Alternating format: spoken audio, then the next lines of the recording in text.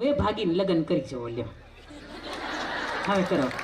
Mummy ને પપ્પા 1 મહિના અંદર સિગ્નેચર ન કરે એટલે કોઈના બાપની તેવડ નહીં તમારે લગ્ન કરે, કારણ કે વકીલના હાથ સરકારે બાંધી લીધા છે. આ વકીલ એક જ માણસ એવો હતો કે તમારે લગ્ન કરાવી શકતો તને 50,000 રૂપિયા હાટુથી. સુરતની અંદર એક કિસ્સો એવો બન્યો છે. સુરતના નામાંકિત વકીલ, મારે નામ નથી દેવું, નકર હું સુરત પહોંચું તો મારે બાજવાન થઈ જાય, દંગા થઈ જાય કે ખોટે ખોટા. અને આવા દંગા આજ સુધી સમાજમાં ક્યારેય મારે નથી થાય, એટલે નામ મારે નથી આપવું. પણ હમણાં મારે 3 દિવસ પહેલા 12 અને 13 તારીખે હરિભાઈ ગોધાણી કેમ્પસની અંદર દીકરીઓના જૂનાગઢમાં મારે કાર્યક્રમ હતો. 4 સેશન હતા. એની અંદર છેલ્લો સેશન પત્યું ને પછી એક મને બેન મળવા માટે આવ્યા હતા. એને મને વાત કરી કે બેન અમે પાટીદાર જ છીએ, કુકડિયા ફેમિલી, અને અમારે ભાઈ નથી, અને પપ્પાને એક ઘટના બની ને પછી એટેક આવ્યો. હવે મમ્મી એક જ છે, અમે 2 બહેનો છીએ. મારો પરિવાર બહુ સુખી સંપન્ન છે અને અંદર નામે ગામે સારું છે. મારી બેન, મોટી જે બેન છે ને એ 45 વર્ષની છે અને એને બાબો જે છે એ 12મું ભણે છે. 17-18 વર્ષની એની ઉંમર છે. હવે મારી મોટી બેન છે ને એના હસબન્ડ એક્સપાયર્ડ થઈ ગયા અને સાસુ સસરા કોઈ હતા નહીં, ભાગીને લગ્ન કર્યા હતા જે તે સમય, પણ અમે સ્વીકારી લીધી. હવે હસબન્ડ એક્સપાયર્ડ થઈ ગયા છે, એની 45 વર્ષની ઉંમર છે. સોશિયલ મીડિયાના માધ્યમથી એને બીજી વખત પ્રેમ થયો. આ પ્રેમના ફણગા મને એમ થાય કે એની મારે એસિડ નાખી દેવું જોઈએ. આ ફૂટા કેમ કરે? 45 વર્ષની ઉંમરમાં પ્રેમ થાય, હમણાં તો ખરા, હજી બહુ ઇન્ટરેસ્ટિંગ સ્ટોરી છે. 45 વર્ષની ઉંમરે પ્રેમ થાય અને પ્રેમ કાચા કેટલા વર્ષની ઉંમરના સાથે ખબર છે? બગડે એકડે 21. જ્ઞાતિ અલગ, હે પાછી જ્ઞાતિ અલગ. બેને જે બેને પ્રેમ થઈ જાય. પેલો માણસ સુરતની અંદર કારખાની અંદર ક્યારેક હીરા ગરવાન ક્યારેક કરે કામ, ક્યારેક ઓલા એમ્બ્રોઇડરીના પોટલા હોય એ ઉપાડવાનું કામ કરે, ક્યારેક બપે 3 દીએ ઘરે આવે નોય આવે, એના બાપે એને કાઢી મૂકેલો. આવો 21 વર્ષનો છોકરો કે જેની હારે આ બાઈને પ્રેમ થઈ જાય. હવે એનો છોકરો 18 વર્ષનો અને એનો બાપો 21 વર્ષનો. કેવી રીતે ભેગું કેવી રીતે થાય? એટલે એના માં ન સ્વીકારે, એમ કે એક તો પહેલી વખત તે નાક તો ડૂબાડી તું, આ બીજી વખત હાવ. એટલે એ છોકરી જુનાગઢ છોડી, છોકરી ન કહેવાય બાઈ કહેવાય, એના છોકરાની સાથે એને જુનાગઢ છોડી દીધું ને બેન સુરતમાં આવી ગયા. સુરતની અંદર એક નામાંકિત વકીલની પાસે ગયા અને વકીલની પાસે વાત કરી, ભાઈ અમારે મૈત્રી કરાર કરવા છે. મને એમ થાય કે મૈત્રી કરારનો આ શબ્દ કોણે કાઢ્યો હશે? લગ્નની અંદર પૂગી ન હોય એટલે કે ફ્રેન્ડશિપ અમારે કરવા છે. ઓલા માણસે 15,000 રૂપિયા ખીચામાં આવે, ભાઈ ના હું કામ પાડે? લક્ષ્મી તમને ઘરે આમ ચાંદલો કરવા આવી હોય, હું કામ ના પાડે? કરી દીધા, બેના લગ્ન કરી દીધા. છોકરો 21 વર્ષનો વગાડો ઢોલ, બાઈ 45 વર્ષની વગાડો ઢોલ, અને એનો છોકરો 18 વર્ષનો વગાડો ઢોલ કે રાવ રહ્યો હારે રહ્યો. અમે લીગલી તમને કહી દીધું કે ઉજવા રહ્યો હારે દેવા મળ્યા. ઘણી સમજાવી આ દીકરી, નાની જે એની બેન હતી ને એને ઘણી સમજાવી, પણ કઈ ભેગું ન થયું.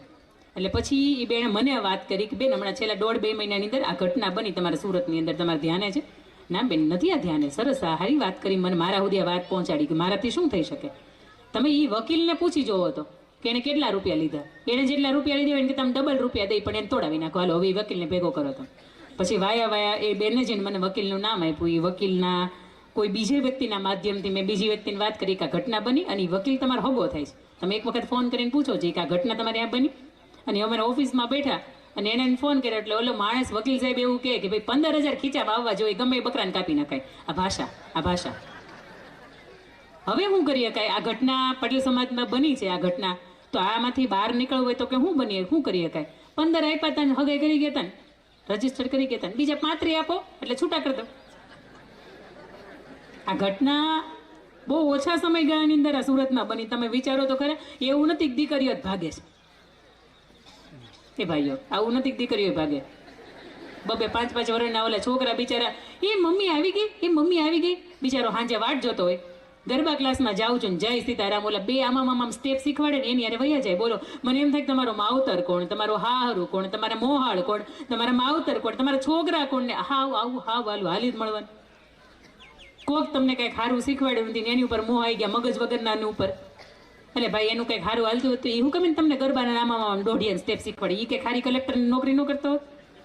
પણ આ સુધીમાં મેં જેટલા પણ કિસ્સા જોયા છે એની અંદર બધાની અંદર એમ જ છે કે ઘરની અંદર કોઈનું કંઈ માનતા ન હોય, આખો દિવસ ગલ્લા ઉપર બેહવાનો 2-3 કલાકનો સમયગાળો એનો હોય અને કાંઈ કામ ધંધો નહીં. અને સમાજની અંદર જેટલી 12,56,000ની વાતો કરે ને એ પ્રમાણે 1 રૂપિયો એની પાસે હોય નહીં.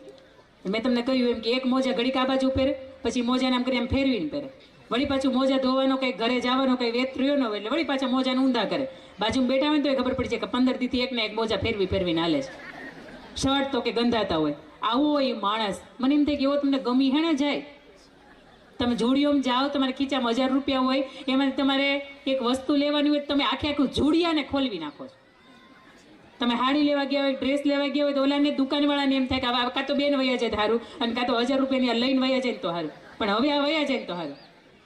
તમે એક જે આ વસ્ત્ર છે કે જે 2, 4, 5 મહિનાની અંદર તૂટી જવાનું, 1, 2 વર્ષની અંદર તમે બદલી નાખવાના છો, એમાં તમે 1000 રૂપિયાનું રોકાણ કરો તોય તમને મને એમ થાય કેટલું બધું જોવો છો. તમે 20 રૂપિયાની તાવડી લેવા જાઓ તો ન્યાય એમ ટપરા મારે, તૂટી નહીં જાય ને. 200, 500 રૂપિયાનો ગોળો લેવા જાઓ તો એને તમે ટકોરા મારો છો. એટલે જિંદગી કોકને હોપો તો એને ટકોરા મારો ને કે આ બરોબર હાલશે કે નહીં, કે આ આપણને નહીં તોડી નાખે ને. કેમ કે આ જીવનનું ભાતું એવું છે કે ઈશ્વરે અમૂલ્ય દેહ આપ્યો છે, અને આપ્યા પછી મા બાપે કેટલોય સંચાર કર્યો, શિખામણ આપી, સંસ્કારો આપ્યા. હવે સરસ મજાના સમારંભના માધ્યમથી આ હજારો લાખોના ખર્ચ કરીને તમને અહીંયા બોલાવ્યા. એક જ ઉદ્દેશ છે કે એક વખત જાતને સોંપવાનો વિચાર આવે ને, એક વખત કોકને ફોટો મોકલવાનો વિચાર આવે ને, તમારી દીકરીઓ વિચારજો કે હું કરું છું. બીજો એક કિસ્સો હું તમને અહીંથી કહું. આ કિસ્સાના મને એમ થાય ખાલી આ કિસ્સાને સવારથી લઈને સાંજ સુધી કરીએ ને તોય તમે ઊભા ન થાય. હા, તમારી બે દોવાથી વહી જાય ને તો ભાઈ વહી જાય. તમે એમ કહો કે બેન તમે આપી જાઓ, એ મયુર એ ઓલા ભાઈ છે ને એ બોલે કે હા હું આપી જાય, પણ મારા પાસે એટલી બધી સગવડતા નથી એટલે હું જ તમને આપી જાઉં. વળી તમને એમ કે બેન ભેં લઈ દો, હાલો મારે ભેં તમારા હાટું વહકી ગઈ. એક એવો કિસ્સો કે એની ઉપર થોડુંક દીકરીઓ ધ્યાન આપજો. તમારી પાસે પર્સનલ સેલફોન તમારા મમ્મી પપ્પાએ એની પાસે સગવડતા હતી એટલે આપ્યા. નાગપુરની અંદર બનેલો આ કિસ્સો આજથી 2-2.5 વર્ષ થયા હશે. ત્યાં મારો એક સેશન હતો, એમના ઘરે મારો રોકાવાનું થયું અને વાત થઈ કે આ દીકરીનો મેં કીધું દેખાવમાં તો બહુ સરસ લાગતી હતી, આ મેં ફોટો જોયા હતા, કેમ પતલી થઈ ગઈ. અને પછી એના માતૃશ્રીમાં નાખી વાત કરી એને કે બેટા ઘટના એની સાથે શું બની છે. દીકરી 9મા ધોરણની અંદર હતી. એક છોકરાની સાથેનો ક્લાસમેટ કે એની સાથે એને મિત્રતા થઈ, બંનેની વચ્ચે વાતચીત થઈ. આખો દિવસ એ ચેટના માધ્યમથી વાતચીત કરે, ક્યારેક સ્કૂલ બંક મારીને મૂવી જોવાઈ જતા રહે. 10મા ધોરણની અંદર આવ્યા એટલે થોડુંક પરીક્ષામાં ધ્યાન આપ્યું, બે સરસ મજાના ટકાવારીની સાથે પાસ થયા. પણ બંનેની વચ્ચેનો હવે જે આ પ્રેમ છે ને એ એક નવી દિશા તરફ જતો હતો. એટલે 10મું પૂરું થઈને 11મા ધોરણની અંદર બંને કોમર્સમાં એડમિશન લીધું, સાયન્સમાં એડમિશન લીધું. અને એડમિશન લીધા પછી છોકરાએ એક વખત એવું કીધું કે હવે તો આપણે યુવાની તરફ જઈ રહ્યા છીએ અને તારી મારી વચ્ચે ઘણી બધી વાતો થાય છે. આજ સુધીમાં તારા અમુક ટાઈપના ફોટોગ્રાફ્સ મારી પાસે ક્યારેય નથી, મને શેર કરીશ. એટલે એ છોકરીને અને છોકરાને સ્નેપચેટમાં વાત થતી હતી. સ્નેપચેટમાં એટલે મારી માતાઓ કદાચ આ બાબતમાં પાછી પડશે, પણ દીકરીઓને ખબર છે સ્નેપચેટમાં વાત થાય ને એટલે એક એવી એપ્લિકેશન કે એની અંદર તમારી હિસ્ટ્રી કઢાવીએ ને તો ન નીકળે. કોની યારે હું વાત કરવાની સાચું નામે ન નીકળે.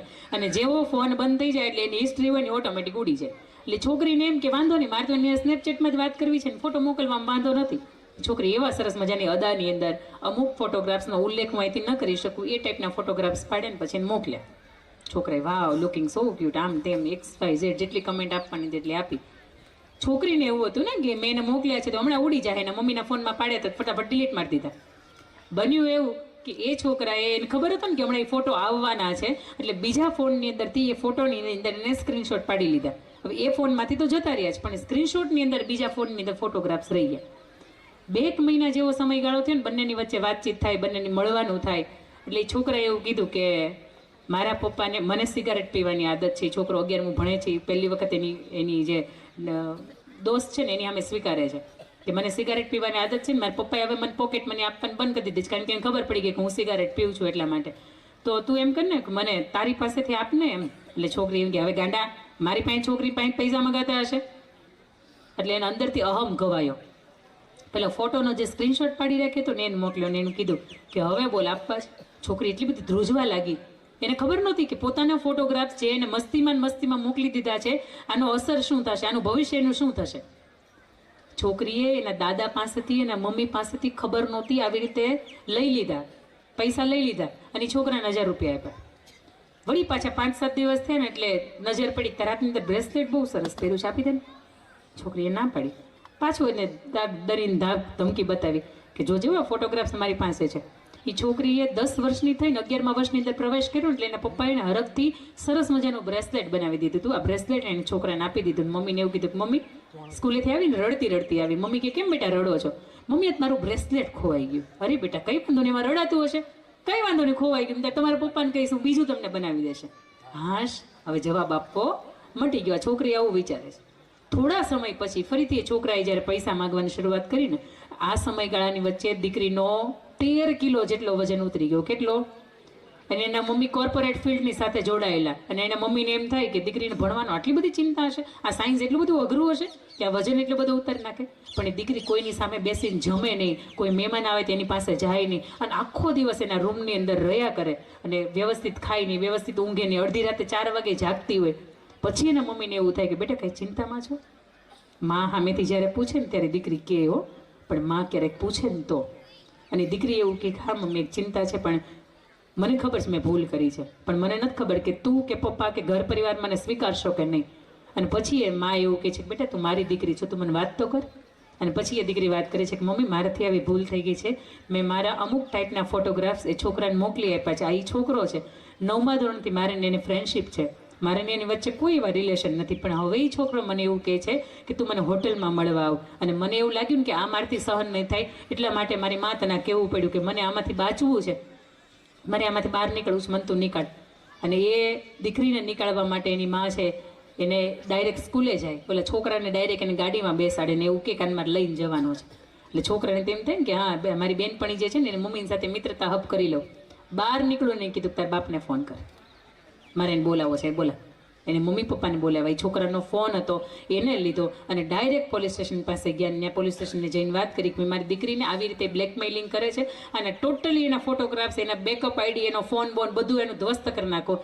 જે પોલીસ હતું એને બધું કસ્ટડીની અંદર એનું લઈ લીધું, અને એની મમ્મી પપ્પાની પાસે લેખી તપાયું કે આજ પછીથી તમારો દીકરો જો મારી દીકરીને કોઈ પણ રીતે હેરાન કરશે ને તો પછી હું ચલાવીને લે, હું મોટો એને અમે કાર્યવાહી કરીશ. મારા વાતના માધ્યમથી કેવું છે કે તમે પણ જ્યારે સેલ્ફી મોકલો ને કોક એમ મોકલે ને, વાવ બહુ સારું લાગે બેટા, બહુ સારું લાગે. પણ આ ફોટોગ્રાફ્સનો ઉપયોગ ક્યાં કેવી રીતે લોકો કરશે ને તમને નથી ખબર. અને એ દીકરીના જીવનની અંદર એને માં બચાવવા આવીને એ બચી ગઈ, પણ દરેક માં એવી નથી કે દીકરીને પૂછે કે બેટા તને શું થાય છે. હમણાં ભાઈ અહીંયા બેન વાત કરતા હતા એમ કે ગર્ભની અંદર હોય દીકરી અને 2 વખત એમ પડખું ફરે ને તોય ખબર પડે કે દિશા એને બદલી. એ 18-22 વર્ષની થાય, 15-17 વર્ષની થાય, એની હાલ બદલે, એની ચાલ બદલે, એના વિચાર બદલે, એના શોખ બદલે, એની કોઈની હારે બોલવાની ભાષા બદલે, એને વોઇસ ટોન બદલે, એને તમારી સાથેનો જે સંબંધ છે, જે તમારી સાથેની આત્મીયતા છે, આ બધું બદલે તો તમને ખબર ન પડે કે એનામાં કંઈક પરિવર્તન છે. આ પરિવર્તનને પારખતા માં તરીકે આપને બધાને એટલી વિનંતી છે કે દીકરીના તમારું ચપ્પલનું માપ એક થઈ જાય ને એટલે એની મિત્ર બની જવાનું છું. કારણ કે આ ટિકટોકની જનરેશન છે ને, તમારું ટકટક એને નહીં ગમે. તમારું ને એનું કપડાનું માપ એક થઈ જાય એટલે તમારે એની માં મટી જવાનું, મિત્ર બની